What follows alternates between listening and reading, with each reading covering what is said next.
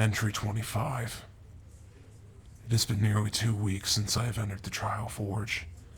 I feel like a completely different hobgoblin from when I entered.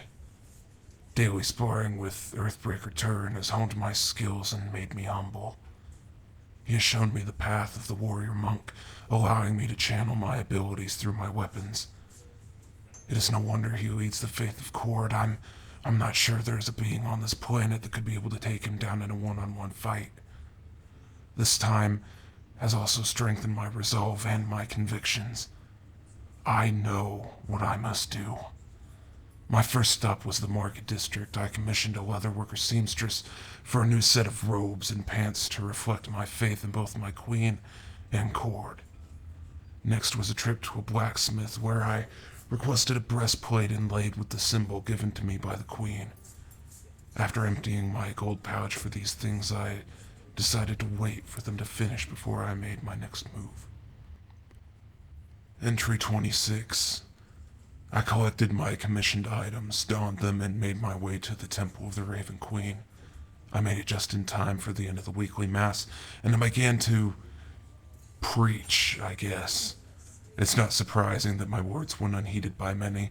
The scoffs of the High Bear and his calls of heretic and madman didn't help with the matter. Many shuffled past, but a few remained. Of them I saw a face that I hadn't expected to see in such a place. Mira. I made my point, explaining everything that I had seen in the past month. My times with the goblin and the rest of the group, the cave of the madman, and the monsters I saw south of the wall. I explained that I was not the only one to come back recently from south of the wall, and that they could ask anyone else that had. And then a man spoke up. An older human with glasses and scars spoke of his mission south of the wall with the Slayers Guild. How his group of 7 was slaughtered by undead monsters. And then another spoke up about the same thing, and another. And shortly I had a small following of 6 with Mira by my side. We gathered at Mira's tavern and made plans for what we should do next. Entry 27. I've placed Mira in charge of coordinating and spreading the word while I continue my training with Earthbreaker Turin. I can feel myself growing exponentially. I'll need to continue getting stronger if I'm to take on this growing darkness and face him again. Entry 28. Our numbers continue to grow under the eyes of Mira. She has a sincerity to her that is infectious to others. She reminds me of another dwarf I knew recently. I spend the majority of the day with Master Turin in training and meditation. I haven't heard from my queen since my trip into the pool. I can only assume that means I'm going in the right direction. I trust her judgment explicitly. Entry 29. We've increased our numbers to nearly 20. The majority are members of the Slayers Guild that have seen this evil firsthand. I can only hope that more people see how real this threat is soon, or I feel its momentum will be too great to face on our own. I've been told that there's a Slayers Guild bounty out on a hag somewhere in or near the city. Seems south of the wall isn't the only place that evil's hiding. Entry 30. Again, I spent much of the day training with Master Turin.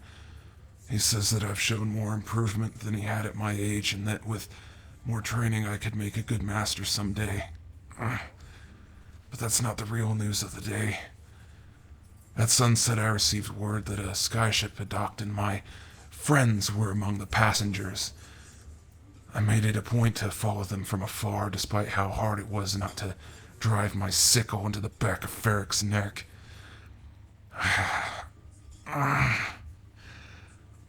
don't harbor much hatred for Raya. My meditations have opened my eyes to what she was. A scared, naive little girl trying to get back to her father.